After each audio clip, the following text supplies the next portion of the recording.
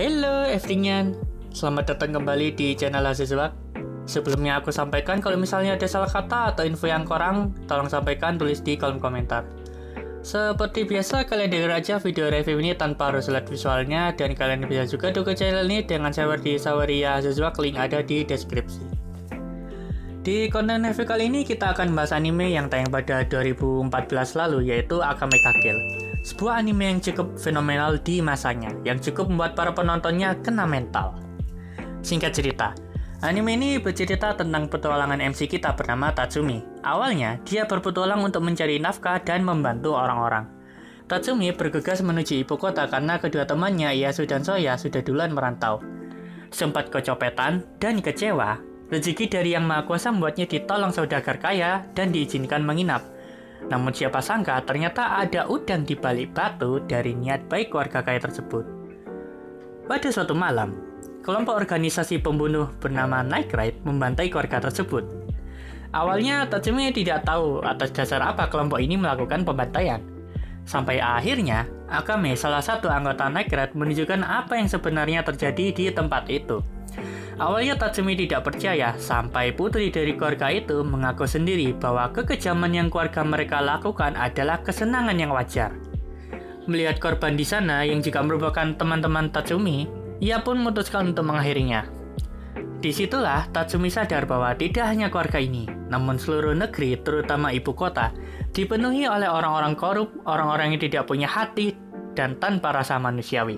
Ia pun bergabung dengan Night Raid dan terlibat banyak hal yang akan menantinya. Apakah akhirnya Tatsumi dapat menegakkan keadilan bersama Night Raid? Kenapa Night Raid harus terbentuk? Bagaimana Tatsumi dapat mempertimbangkan moralitasnya di setiap misi? Dan mengapa begitu sulit untuk menegakkan keadilan di negeri di anime ini? Apakah anime ini cukup rekomen untuk ditonton? Ya, sangat. Terutama untuk kalian para pecinta anime fighting. Dan kalian para bocil-bocil yang sok-sokan bilang suka nonton anime gore. Jujur ya guys, menurutku anime ini cukup membekas karena banyak hal yang begitu relate dengan kehidupan kita. Pada zamannya, Akame ga Kill merupakan anime yang banyak dibicarakan, terutama di sekitarku. Yang nggak tahu lagi sih di kalian apakah sama.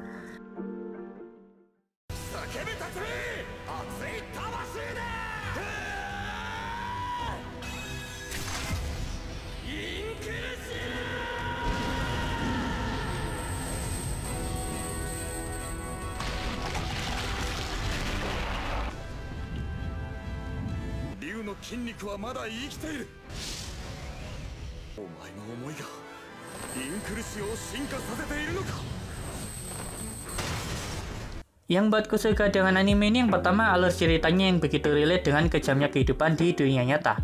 Penulis cerita dan sutradara juga mampu menciptakan berbagai atmosfer kesedihan dan kepedihan di setiap ada karakter yang mati. Namun juga mampu membuatnya menjadi penuh rasa semangat dan bangkit dari itu. Berhasil ngobok-ngobok hatiku lah sebagai penonton. Yang kedua, betapa keren dan uniknya Taigu, sebuah senjata yang diciptakan kaisar dengan kemampuan uniknya sendiri-sendiri. Katanya sih, setengah dari 48 Taigu yang diciptakan itu sudah hilang setengah, sekitar 5 abad yang lalu saat perang saudara sebelum cerita utamanya dimulai. Setengahnya lagi berarti 24 pada hilang guys. Yang ketiga, semua karakter di sini memiliki keunikannya masing-masing sehingga cukup membuatku sebagai penonton jadi memorable di kepala. Jika karakter kesayangan mati, entar sedih banget rasanya. Pas karakter yang dibenci mati, rasanya pengen ngapoin banget. Yang keempat, soundtracknya yang begitu indah dan selalu pas penempatannya. Pokoknya kena banget lah. Udah ceritanya bikin berdarah-darah, soundtracknya makin bikin perasaanku sebagai penonton makin mendayung-dayung. Salut lah sama komposernya. Yang kurang suka dari anime ini yang pertama, ini agak sebut nama ya guys ya. Kalau kalian nonton Jujutsu Kaisen kan kita dibuat begitu kagum dan mencintai karakternya. Lalu si author matiin karakternya seenak ikan tongkol. Nah, Akame ga Kill sudah terlebih dahulu menerapkan hal ini. Walaupun sepertinya sebelum anime Akame ga Kill ada juga sih. Intinya formula matiin karakter merupakan bumbu yang kurang aku suka. Walaupun hal ini membuat pengaruh yang besar pada cerita. Ya ini masalah selera aja sih. Yang kedua, adegan ecchinya yang tanggung. Maksudku, hey, anime ini udah ngasih gore yang lumayan loh. Masa isinya dikit? Untuk karakternya dari fraksi Night Raid, ada Tatsumi, MC kita yang selalu naif di awal tapi gatal banget di akhir. Akame yang namanya jadi judul di anime ini, nggak tahu kenapa. Ia merupakan mantan sebuah pasukan khusus kerajaan. Sifatnya yang suka makan dan katanya disukai para wibu. Leone, Onesan kesukaan kita semua yang begitu menggoda. Bulat, abang kita semua sayangnya dia... Main, karakter yang disukai banyak penggemar anime ini, nggak tahu kenapa. Ia adalah turunan bangsawan dan dirasisi kerajaan. Lubok, karakter yang paling genit. Ia bergabung dengan Night Red karena suka sama Najenda.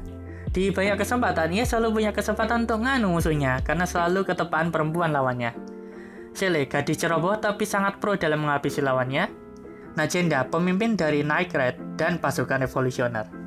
Chelsea, yang begitu dicintai para penggemar dan ramai banget di sosmed ketika dia mati. Susano, sebuah teiku hidup yang punya kesadaran sendiri. Lalu dari fraksi Jaeger, ada Estet, jenderal kerajaan sekaligus pemimpin Jaeger. Ia begitu kepincut sama Tatsumi, namun sayang takdir membuat mereka tidak bisa bersatu. Ia merupakan karakter paling kejam tapi juga paling bohai di anime ini. Kurume, adiknya Akame yang begitu ingin sekali menghabisi Akame. Wave, dari keluarga nelayan yang aslinya punya potensi tinggi, sayangnya gampang overthinking. Pulse, walaupun serem, tapi dia pria yang sayang keluarga. Ia mengerjakan pekerjaan negara sebagai bagian dari panggilan negara. Serio, karakter yang begitu obsesi untuk menghabisi Night Red. Dr. Stylish yang stylish banget. Aku kepikiran sih, kenapa ya Taikunya nggak bikin Taiku aja? Ya walaupun jatuhnya ia bikin banyak teknologi aneh-aneh sih. Ran, pria cendekiawan yang bergabung dengan Jaeger dengan maksud terselubung. Terus ada si bocil kematian. Aku nggak tahu namanya. Dan si Perdana Menteri Gembor yang jadi sumber bobrok negeri di anime ini. Sisanya anggap karakter lewat. Buat kalian yang nggak tahu, Akame ga Kill versi anime dengan manga memiliki cukup banyak perbedaan. Seperti penggunaan Taiku yang berlebihan akan memiliki efek samping. Terus endingnya juga agak berbeda dan masih banyak lagi. Yang kedua, Akame ga Kill punya seri spin-off-nya sendiri guys. Namanya Akame ga Kill Zero. Ini cocok banget buat kalian yang masih kepoin masa lalunya Akame. Karena di versi anime cuma di-spill doang, tapi nggak diliatin. Aku udah lama nggak baca ceritanya sih. Terakhir aku baca masih awal-awal pula. Kalau udah tamat kasih tau ya guys ya. Yang ketiga, sejauh ini yang ditampilkan Taikunya nggak banyak amat sih. Bisa, ya mungkin kalian bisa hitung sendiri. Tapi ada beberapa yang dimunculkan di Akame ga Kill Zero. Aku berharap sisanya ini diperlihatkan juga atau minimal di-spill lah. Yang keempat, itu tangannya Najenda Taiku atau bukan ya? Kalau Taiku ya aneh aja kan dia sudah pakai Susanoo. Mengingat satu orang hanya bisa pakai satu Taiku di satu waktu. Ya walaupun sempat diperlihatkan kalau pengguna pumpkin sebelum main adalah dia. Yang kelima, di credit scenes kita diperlihatkan bahwa Akame lagi dikepung. Ya maklum lah dia buron. Tapi tanda yang ada pada Akame dari efek menggunakan Murasame kok belum hilang ya? Buat yang tahu kasih tahu ya di kolom komentar. Yang keenam, ini harapanku sih guys, walaupun nggak mungkin ada season 2-nya, karena cerita anime ini ditutup dengan cukup epic. Aku berharap untuk Akame ga Kill Zero dibuatkan aja serinya atau OVA atau movie juga boleh kalau ada. Untuk rating ada di layar ini ya.